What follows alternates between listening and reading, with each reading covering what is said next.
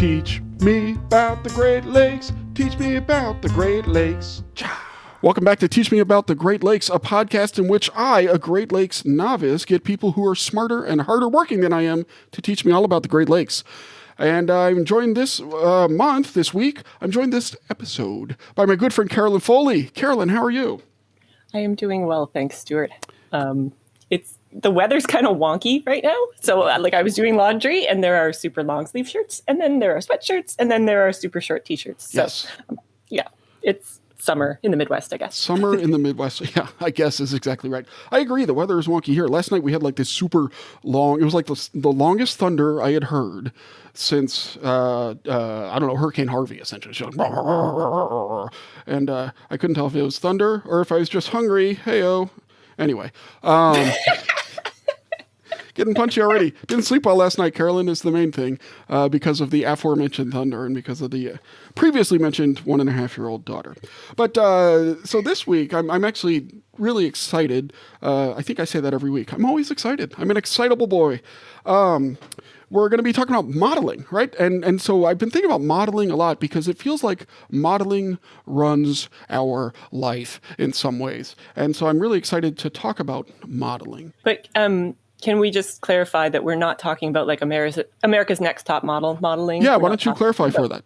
Or clarify that for us. Well, no, that's really all I wanted to say is the modeling that we're talking about. If you're thinking that you're about to hear something about fashion shoots, you are not. That's such a solid point, and this shows you where I am in my life, that it never even occurred to me that type of modeling exists. But yes, that is also a type of modeling. Frankly, those types of models make more money than the people who make the types of models we're about to talk to. If any of those models are listening and would like to sponsor the show, just reach out at Teach Great Lakes on Twitter. But anyway, this week we have Dr. Madeline McGee with us, and she's going to talk to us about, she does some, I'm going to ask her, but I think it's like water modeling of some sort. And we're going to use that to engage in a conversation, hopefully, about modeling in general. But first I have to decide which transitional music to do. Let's go with this one.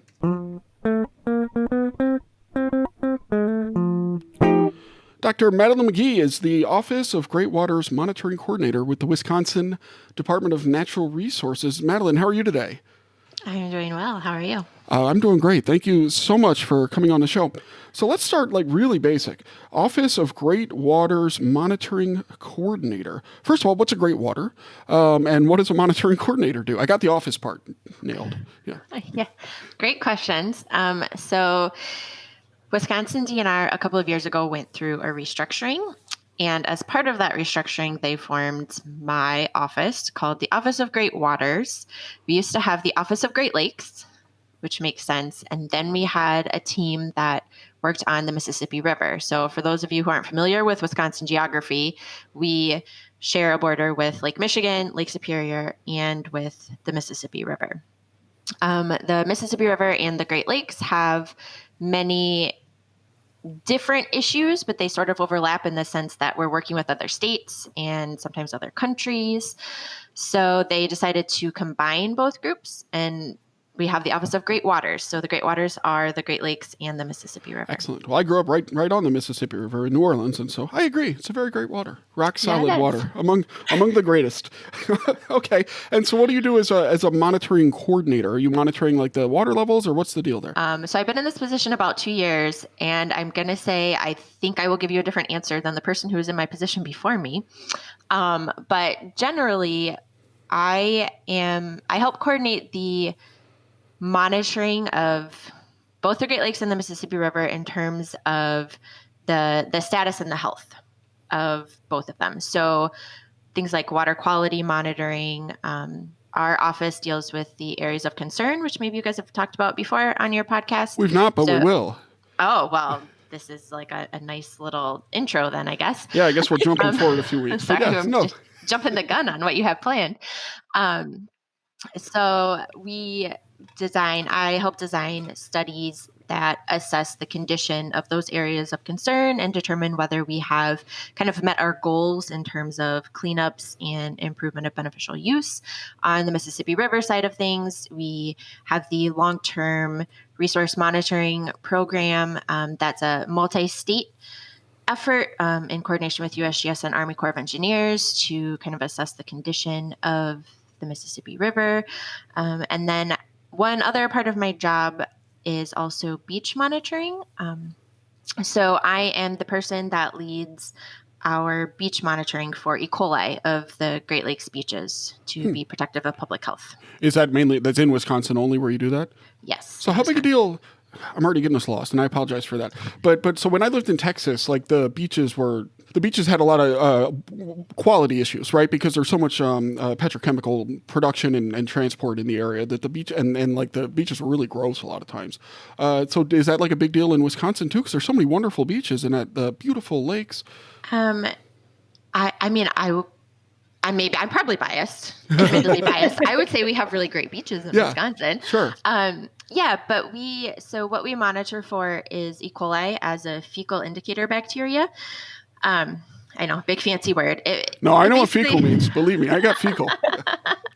Yes, small children. Yeah. My whole life is fecal. I know, you talk about it a lot, don't you? As well? Very comfortable with fecal. So as I'm sure you probably know, having small children, there's a lot of gross stuff in fecal material. And it's really hard to monitor for all the possible gross stuff that's in the fecal material.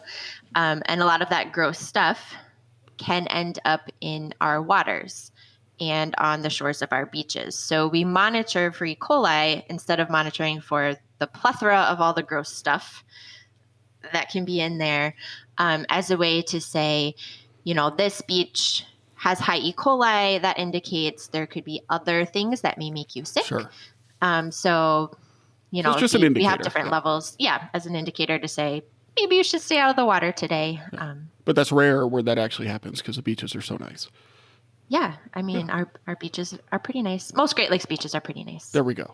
There we go. I'm focused on this because I wanted to go to the beach up in Northwest Indiana with my kids tomorrow, actually. But it seems like many of them are closed currently. So I'm just dreaming of beaches. So any beach talk is welcome, fecal or otherwise. So when you're monitoring for E. coli, do you actually go out and sample the sand, or are there other things that you guys do? Yeah, so mostly we sample the water at the beaches. I do coordinate with some folks on sampling the sand, but that's more on a kind of research basis and not really to be protective of public health. So you go out basically where small children are swimming. So like knee high, take a sample of water. And depending on how big the beach is, we'll monitor either one location of the beach or multiple locations across the beach as well. So I asked that question for a reason.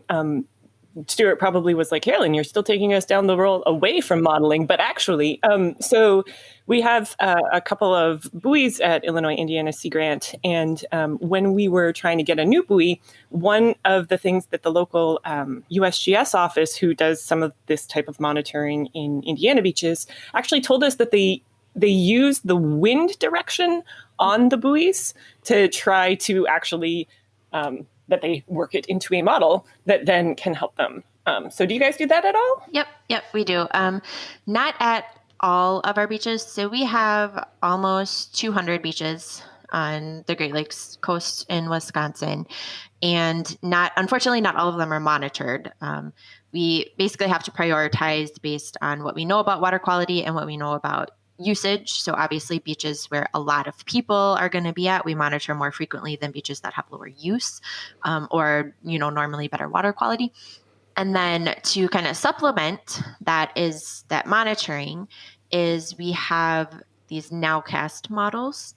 And so what they do is they predict the beach conditions, the water quality conditions at that beach for that day. So our beach managers, which are sometimes the public health departments. So in Wisconsin, this may be getting into the weeds a little bit, but in Wisconsin, authority to post beaches as open or closed actually lies with the public health department, not with the DNR. I think that's different depending on the state that you're in. But in Wisconsin, it lies with the local public health department. So sometimes our beach managers are people at the public health department and they run the models, although part of my job is to help them get the model set up and evaluate how well they are working, if they need assistance with that. Sometimes those public health departments will contract to a consulting company or to a university. So UW-Oshkosh does a lot of our beach monitoring and modeling here in Wisconsin for some of the beaches, kind of like around Door County and Green Bay area.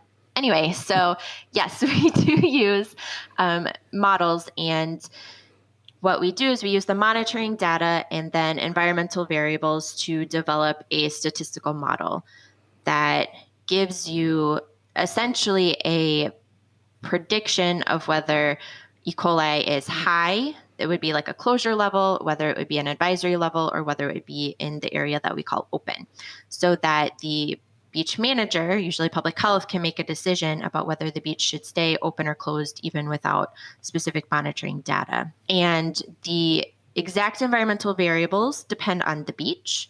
So when you're setting up the model, what you'll do is you'll start by looking at things like temperature, rainfall recently. So we do know that high E. coli levels are often correlated with high rainfall levels. You'll also look at things like wind speed and wind direction, or waves. If you have wave information, all those can be correlated with beaches, and then develop your model from there. So you get all that information. So that's all based on measurements that are made by, probably oftentimes buoys, maybe sometimes weather service, Doppler. I don't know what a Doppler is. I bet there are Dopplers involved. And so you take all that information and you plug it into a statistical model. Now I've had a fair amount of stats, but I'm also pretty dumb about stats. So like a statistical model, when I hear that, I think about like a regression. Is this like a regression type thing, or what? What are you doing exactly? Or well, not exactly. What are you doing exactly for somebody who's dumb about it, like me? Yep. So basically that is what you're doing, is you are making a series of regressions. And so for the beach modeling, we'll use multiple linear regression. So when you think about a regression, like in an intro stats class, it was maybe, you have something on the x-axis, like age. Here, I hurt my knee recently. So we'll say age of person. And then on the y-axis, it's like number of, I don't know, lifetime number of surgeries or something like that.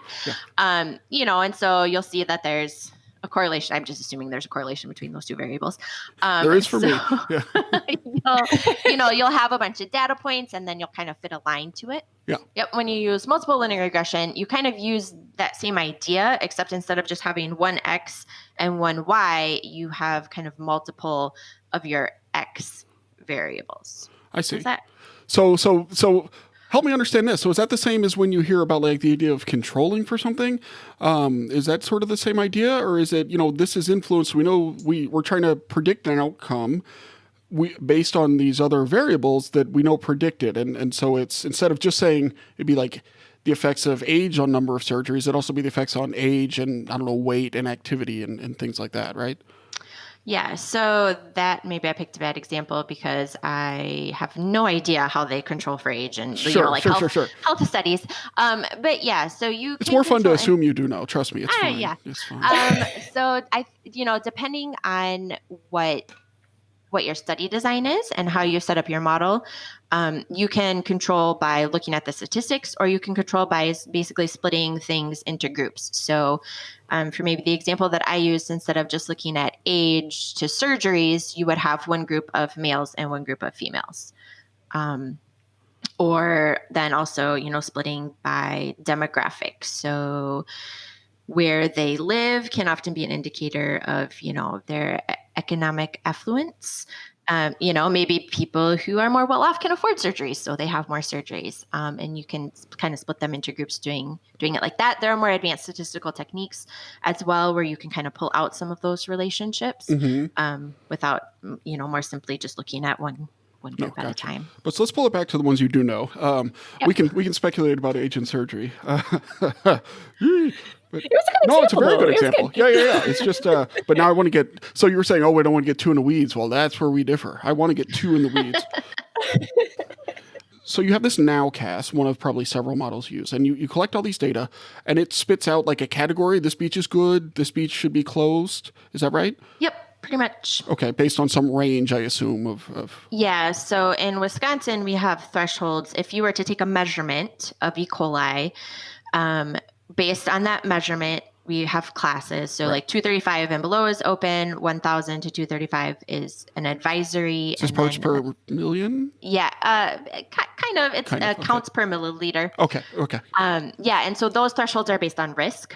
And so what you do when you're developing kind of the nowcast model is there's two approaches to doing it. Some nowcast models will try to correlate what the model predicts as the E. coli value directly, and then you're just kind of making a decision based on what the model says that modeled count is. What you can also do is you can kind of further classify it by say, well, here's our modeled count based on all of these regressions. Where does it fit within our advisory levels? And then make a decision from there. But that way also takes a little bit into account things like uncertainty. So there is some uncertainty in every model that you develop. And if you're kind of right in the middle of the zone, you can feel maybe more confident. If you're on the edge of the zone, between that open and advisory level, maybe then you have to make a decision based on your model's uncertainty as to whether you actually leave it open or whether you would post it as an advisory. So you mentioned uncertainty. What exactly does that mean? Kind of, why is there uncertainty? So what is model uncertainty and why is there uncertainty? I think if you were to ask a bunch of different people what model uncertainty was, I think you would actually get different answers. They would be kind of in the same area, but there's not really at least as far as I've seen, a clear and consistent definition of these things count as uncertainty, even though I think everyone kind of understands them similarly. But the way I like to think about uncertainty is model uncertainty is basically the stuff that you're not capturing in your model. So I'm going to give an example of phosphorus and chlorophyll in a lake. So I do a lot of research on lakes. A lot of people know for, inland lakes, it's different for the ocean. We're not going to talk about the ocean because I don't know much about the ocean. It's got salt in it. That's about all I know. So, and what my kids learn on Wildcrats. So I know a lot about whatever ocean creatures they talk about on Wildcrats. But for inland lakes, we had a lot of really great research, in the 60s, 70s that showed chlorophyll concentrations in lakes are related to phosphorus. Right. I don't know if you guys have talked about this on your podcast. No. We'll add it to the list. It's on the list. Okay. Awesome. Great thing to talk about. I think a lot of people kind of generally know that, right? If you have more nutrients entering your lake, then you have more kind of algae production in your lake. And for inland lakes, the kind of limiting nutrient is phosphorus. Mostly it's phosphorus. So you can develop a model that relates the phosphorus concentration in your lakes to the chlorophyll concentration. So if you think about kind of your regression plot graph, you would have phosphorus on the x-axis and chlorophyll concentrations on the y-axis. So chlorophyll is how you are representing algae, basically. So you may get this relationship by looking at one lake through time, or you could get this relationship by looking at, every lake in Wisconsin that you have data for and kind of plotting it all together. So that relationship, though, that statistical model that you've developed isn't going to capture things like, well, what is the impact of temperature on that day to the algae? It's not going to capture things like, well, what about other nutrients besides phosphorus? What about nitrogen? What about carbon in the system?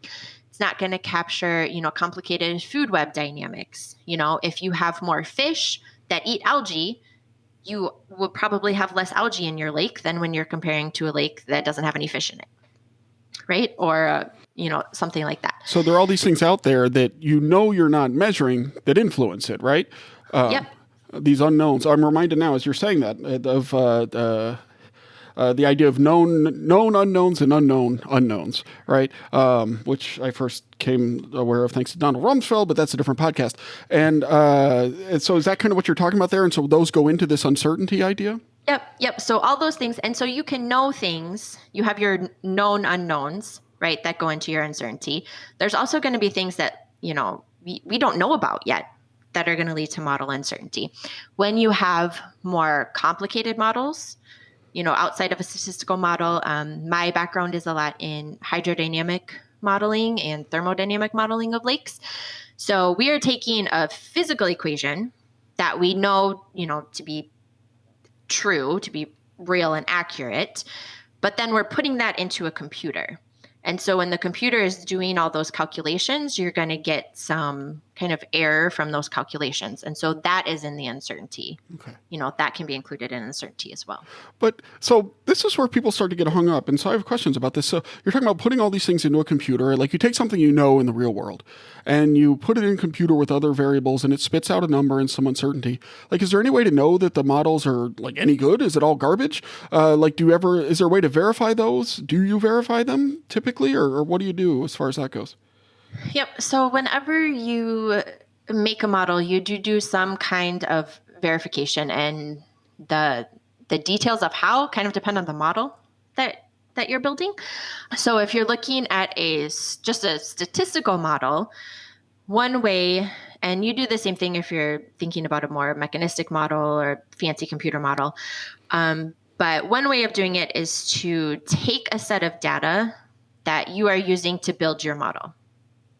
So you may say, I'm going to take data from half the lakes in Wisconsin to develop my phosphorus and chlorophyll relationship. You develop your model, try to get an estimate of uncertainty based on kind of the statistics and the things that and how well that, simple model creates the data that you're using to build it. Then what you do, so this is called calibrating the model. Then what you do is you take the model, so whatever either statistical equations that you've used or, computer simulation that you've used, and you plug it in with a different set of data. And so this is called model validation. Okay. And from that, you can say, okay, I trained it on one set of data. How does it recreate a different set of data? Does it accurately recreate? I see. So if you have enough, in this case, lakes, you can sort of split it in half and say, all right, let's use this half to develop it, and then we'll test it in the real world and see how well it works using the other half of your sample, right? Yep. Interesting. Okay. And that's why things like long-term monitoring or broad-scale monitoring are actually really important. So it'll help you make a better model, right? How's it do that, Carolyn? Well, I mean, basically, if you mentioned it, Stuart, that if you have enough lakes to do this, the validation of the model, then you have more confidence that your model is good, right? Madeline, is that? Yeah. Yep. So if you have more data that you can use to create the model and then also validate the model, you can be more confident in your model. The other thing that you need to consider is the range or the conditions of your observation data that you're using to build the model. So I'm going to use, a lot of my PhD research was in kind of projecting climate change impacts on lakes. So we have, great information from right now, but we don't really have a set of data that we can pull from that's going to say, okay, for lakes specifically, we know what the current air temperatures are, current climate conditions are. And so we're using those models, and then we are going to put in the climate projections to the models that we've built. But that's assuming that those, air temperature versus a phosphorus concentration or whatever, or ice cover relationships that we develop using the data we have now are going to hold true when we're under a different condition. Different climatic conditions. Right. Huh. Yep. So if you have a set of data that has more variability into it, a larger range. So thinking back to our phosphorus model, if you are only building your model on lakes where phosphorus is low, and then you try to use it to talk about lakes where phosphorus is high, it may not be entirely valid. So that's interesting. So in developing these models, what I'm hearing is it just requires a lot of domain expertise, I think, right? And so is I think about, like, right now, there are three models that I think about all the time. Not literally all of the time, but figuratively all of the time. And that's Some portion of my brain is always thinking about these. Well, I would argue that some portion of my brain might not always be thinking, Carolyn, but I'll stick with it. And those are right now, it's COVID-19 models, of which there are tons. I go to the 538 homepage and I look at the COVID models all the time. There are climate models, which, my research, I'm not a climatologist, but a lot of my research has to do with climate change beliefs and attitudes as a social scientist. And then, like, election models are going to suddenly start cropping up. And there's all sorts of ways to do that. But so developing those models takes, like, a ton of domain expertise. And I think we saw that with COVID, where people who are not experts in immunology or epidemiology maybe were developing some models that, at least at first, kind of stunk. So when you're looking at models like that, how can you evaluate them? What can people do when they see those to evaluate the quality of the models, I guess? Yeah, that's a great question. And also something that I'm going to say I get personally irritated with sometimes when I'm like, you don't know about this. Stop talking about it. So one thing to do is, as kind of a layperson who maybe you see something about a model on the news or whatever.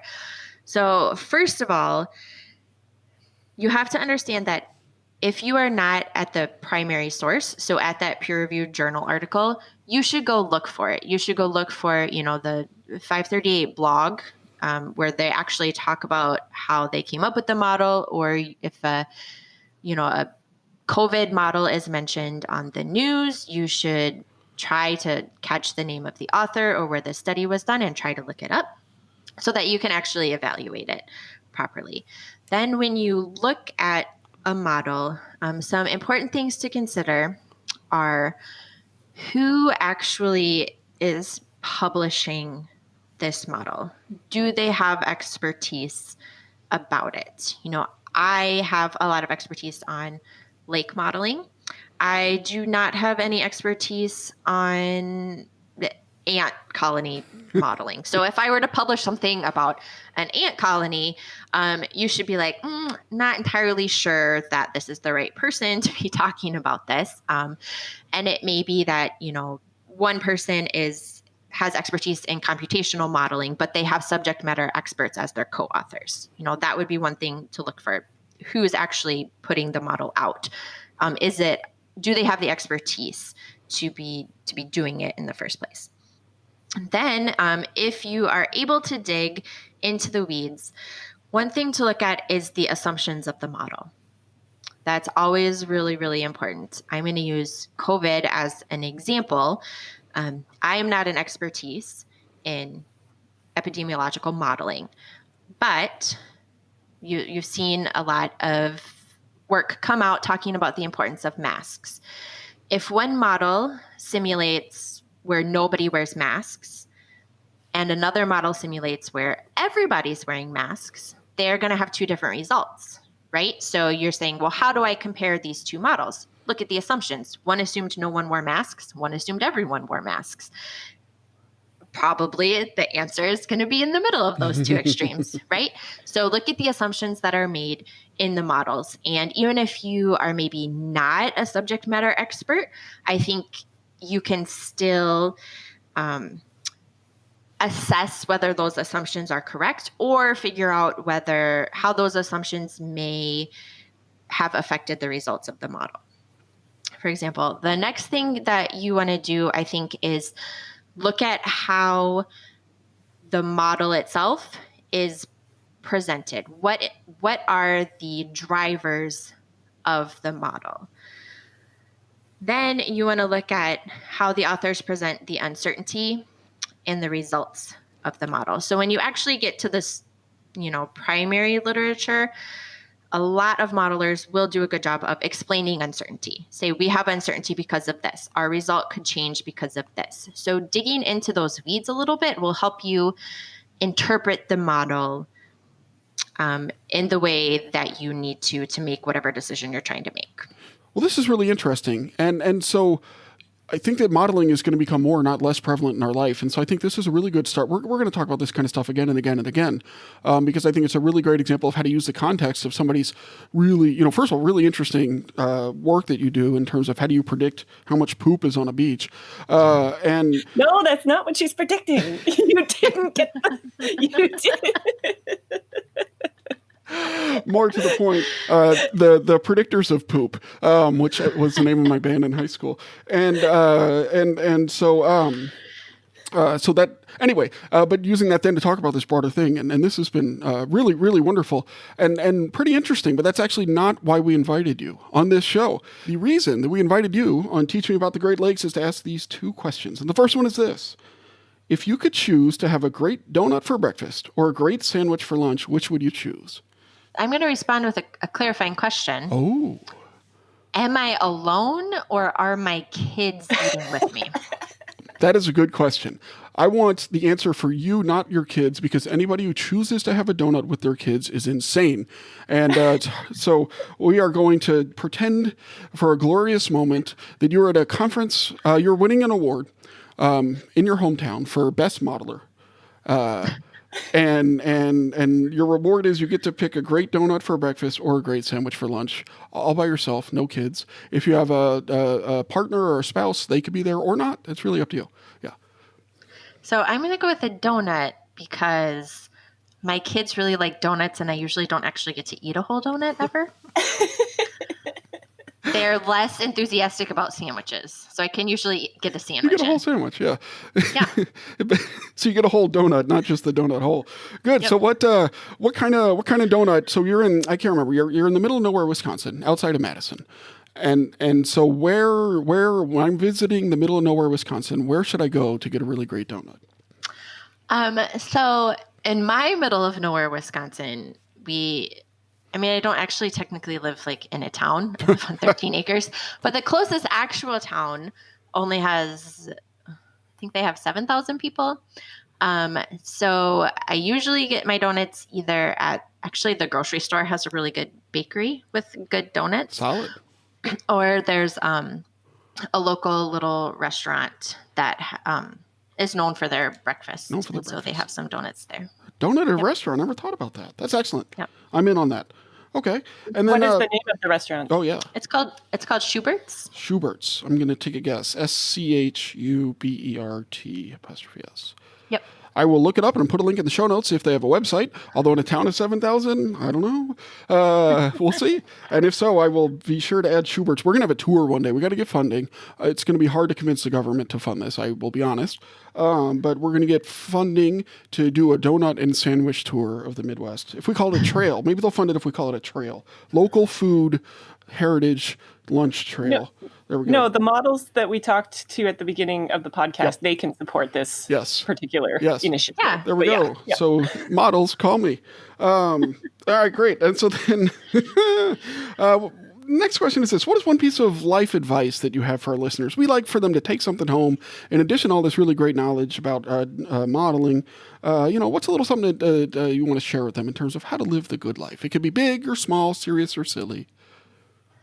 Yeah, this is a great question. So I think the best advice that I've ever been given that I didn't always follow, but I definitely think you should follow, is when you are trying to make a decision about something, you should go with your gut. So I think sometimes, especially like I have a science background, we like to, do a pros and cons list and kind of overthink things. My gut has never been wrong. So I think you should, should I take this job? Well, are you excited about it? Do you get that like happy fuzzy feeling? Then yes, you should probably take the job. Do you kind of have like that, like, I don't know if I should take it. I don't really feel, it kind of like feels weird in my belly. Then you probably shouldn't take it. And I think that's so far worked out in my life.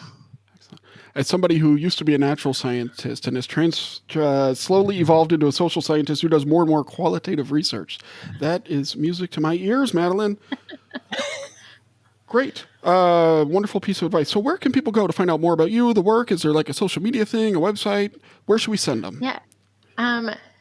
Great question. I have a website. I got to find out what it is because I don't actually have it memorized. It's madeleinemcgee.weebly.com. There we go. And I will link that in the show notes as well. Yep. And I also have a Twitter, and my Twitter handle is at Madeline R. McGee. Madeline R. McGee. R for modeler. Excellent. Well, Dr. Madeline McGee, the Office of Great Waters, Mississippi, Office of Great Waters Monitoring Coordinator with the Wisconsin Department of Natural Resources. Thank you so much for coming on to teach us all about the Great Lakes. Yeah, thanks for having me.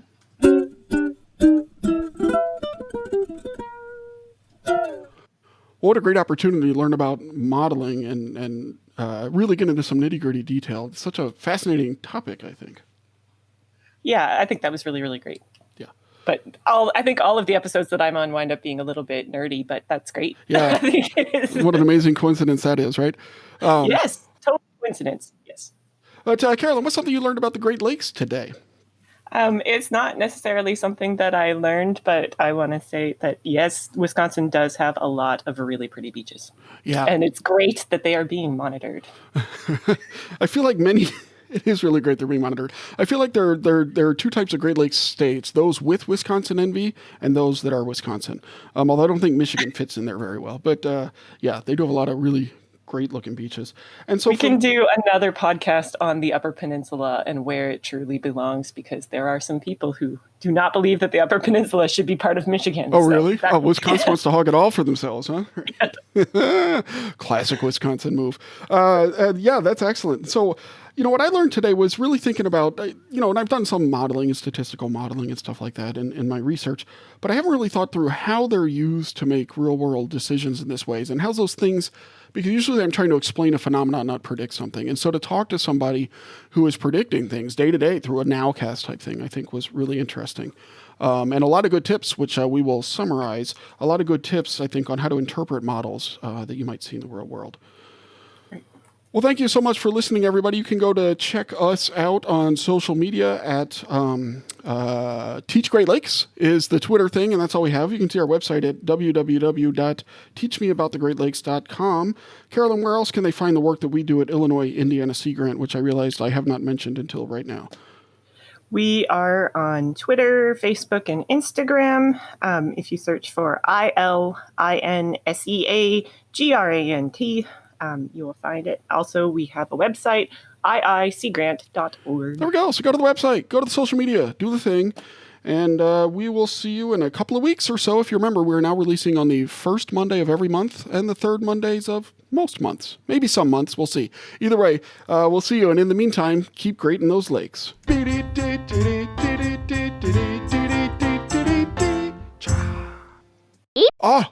It just occurred to me. So, donuts, Tim Hortons. There we go. We went through a whole episode with you on, and I did not make a stupid hackneyed joke about Canada.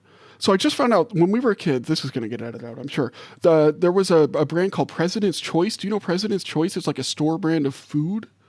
Yes. We ate President's Choice decadent cookies when I was a kid because the Superstore, which is this sort of local grocery store where they roller skated in the aisles to stock. The stock boys and stock girls, or I guess stock men and women, would roller skate. That was the big deal at the Superstore. And they had President's Choice cookies. And on the back, they had all this stuff in French. And my uncle came over and was like, well, that seems, I won't use the exact word to use because it involves a bleep. And you told me I'm not allowed to bleep. And so they had all this French on there. My uncle said, that seems like a big deal over just a cookie with a bleep in there somewhere. And I always thought, you're right, that is kind of weird. But it occurred to me just yesterday that that's because it's a Canadian brand. So, yeah, thumbs up to President's Choice. Are really good, too. Yeah, rock solid. They also had this oatmeal cookie. Anyway. Yeah, we're going way, way off now. I know. I'm starting to get in. We're starting to lean into what the podcast should really be about, which is cookies.